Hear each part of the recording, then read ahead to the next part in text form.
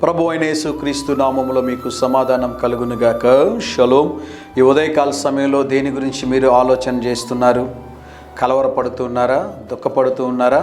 మీకున్నటువంటి సమస్యలను గురించి ఆలోచన చేస్తూ నా భవిష్యత్తు ఎలా ఉంటుంది, నా కుటుంబం ఎలా ఉంటుంది, నా బిడ్డల భవిష్యత్తు ఏంటి, నా దగ్గర ఉన్నటువంటి ఈ యొక్క కొద్దిపాటి డబ్బులతో నా జీవితంలో నేను ఏ విధంగా ముందుకు కొనసాగించగలను, ఇటువంటి కలవరాలు భయాలతో మీరు ఉన్నట్లయితే ఉదయకాల సమయంలో మీకు శుభవార్త చెప్తూ ఉన్నాను. నీ కన్నీటిని చూసే దేవుడు ఉన్నాడు, నీ కన్నీటిని తుడిచే దేవుడు ఉన్నాడు, నీ కన్నీటిని నాట్యముగా మార్చే దేవుడు ఉన్నాడు. ఆయన పేరు ప్రభువైన యేసుక్రీస్తు. దేవుని నామానికి స్తోత్రం కలుగునుగాక. దేవుడు మీ ఎడల బాధ్యత కలిగి ఉన్నాడు. ఆ మాటను మర్చిపోవద్దండి. నీ ఎడల దేవుడు శ్రద్ధ వహించేటటువంటి వారు. నిన్ను విడిచిపెట్టే దేవుడు కాదు.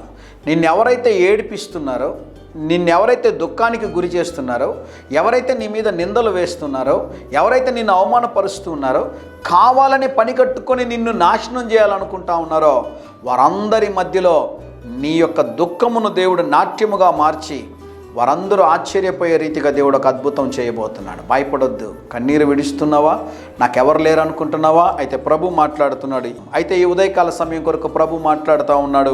యెషయా గ్రంథం 51వ అధ్యాయం 11వ వచనమో, దుఃఖమును నిట్టూర్పును తొలగిపోవును. దేవుని నామానికి స్తోత్రం కలుగునుగాక. దేవుడు ఒక అద్భుతం చేయబోతున్నాడు. ధైర్యం తెచ్చుకో, కళ్ళు తుడుచుకో. ఏడుస్తున్నావా?